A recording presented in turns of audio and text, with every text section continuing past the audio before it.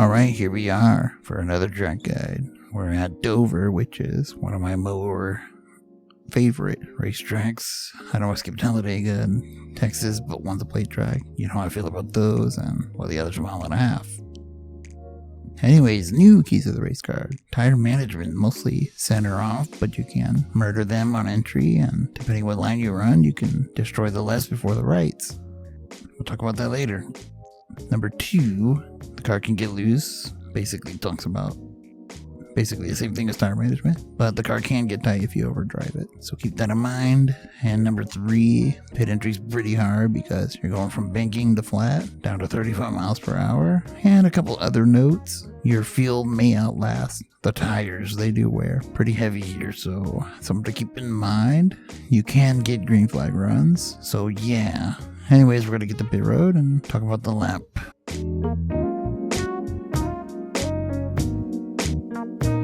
Alright, here we are making our way to pit road on my 5th gear, by the way. We're gonna immediately downshift all the way down to 2nd gear. Then we peel off to the flat, down to 35 miles per hour at the yellow cone.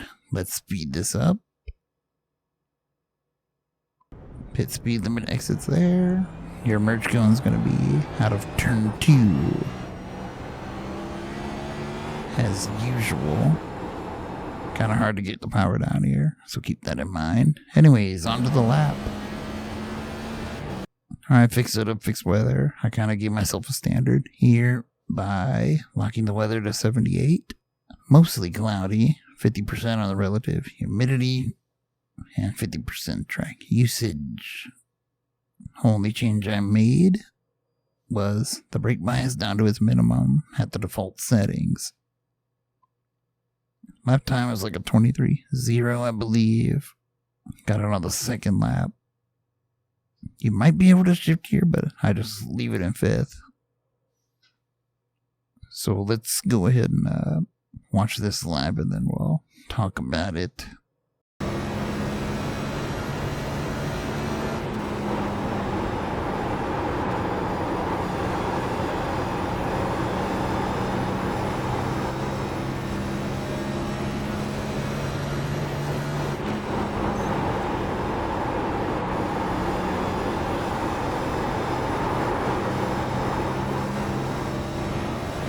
And there you have it for a 23.048. Let's back that up.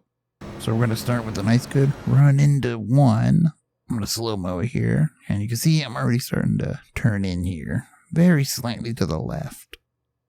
But I'm not out of the gas yet. I'm trying to get to the bottom as soon as possible. But you kind of want to diamond the corner. That's why we're aiming quickly for it. So I'm turning it well before I hit onto the brakes. And I'm starting to brake as I'm going over the crest or over the dip, if you will, just to slow the car down enough. Not a lot of brake.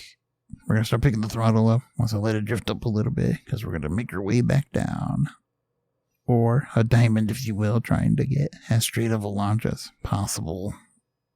The more you can do this, the better, but it's not always possible in traffic. So you can see once I got to the throttle, I pretty much stayed in it. You can feel the wheel spin a little bit once you exit the banking. And very similar approach into turn 3. Doing the same exact thing, except there's now a little banner to go under. Shadow kind of tells you everything. Same thing, turning in earlier. Just getting on the brakes. As we're going into the dip, you can chuck it in a little bit further. In this corner, I can use a little less brake. And again, let it drift up. Diamond it out. Once you feel it turn back down, start to get to your throttle. Car does get a little loose here, so be careful when applying full throttle, which it should be right around here, and you should be able to just stay in it. Same as turn 2. Get a little bit of wheel spin. And there you have it.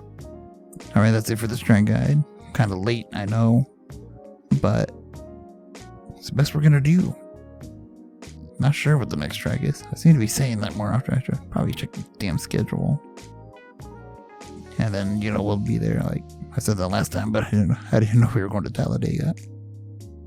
Anyways, Emerson Treeside.